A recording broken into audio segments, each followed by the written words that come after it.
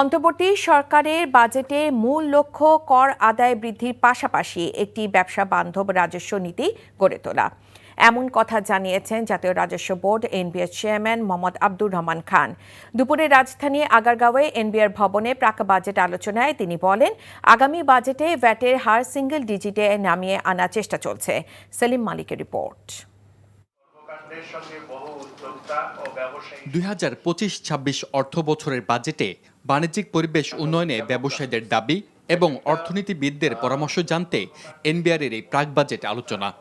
আপনারা যদি স্পিনিংয়ে ব্যবহৃত সকল ফাইবারকে উন্মুক্ত করে দেন, এতে পোশাক শিল্প মালিকদের সংগঠন বিজিএমএ সাব কন্ট্রাক্টের ক্ষেত্রে উৎসেকর 4% কমিয়ে 1% নির্ধারণের দাবি জানায়।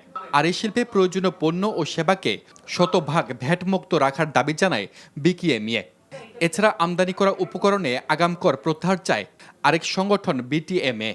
সোলার সিস্টেমটা যদি এটার উপর বিভিন্ন কম্পোনেন্টে এটির উপর আবার ভ্যাট, তারপরে এসডি ইত্যাদি নানা কিছু ইম্পোজ করা আছে, সরকার কোনোভাবেই কোনো কিছু না রেখে এটাকে একদম সম্পূর্ণ ফ্রি করে দেওয়া উচিত। গ্যাসের ধাক্কা আমরা কিভাবে সামলাবো আমরা নিজেরাও এখনো জানি না, কারণ আমাদের কনক্লুশন হচ্ছে 40 টাকা যদি গ্যাসের দাম হয়, আসলে ইন্ডাস্ট্রি চালানো সত্যি একটা কঠিন একটা ব্যাপার।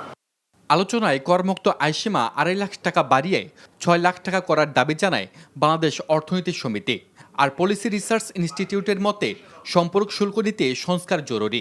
বিশ্ববিদ্যালয়গুলোর উপর ভ্যাট আরোপিত থাকলে সুকৌশলে সেই ভ্যাট শিক্ষার্থীদের কাছ থেকে আদায় করা হবে। প্রোটেকশন নীতিটা আপনাদের করা উচিত পারফরমেন্স বেস এবং টাইম বাউন্ড না হলে মানে অ্যাড ইনফিনিট প্রোটেকশন এটা কোনো লজিকে জাস্টিফাই করবে না।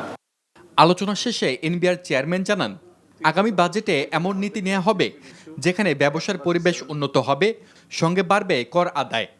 ব্যবসায়ীদের তাদের যে বিজনেস করার পরিবেশ সেটাকে যতটা সম্ভব সহজ করে দেওয়া, তাদের পথে যত বাধা আছে এগুলো দূর করে দেওয়া, আমরা সেই লক্ষ্যেই কাজ করব।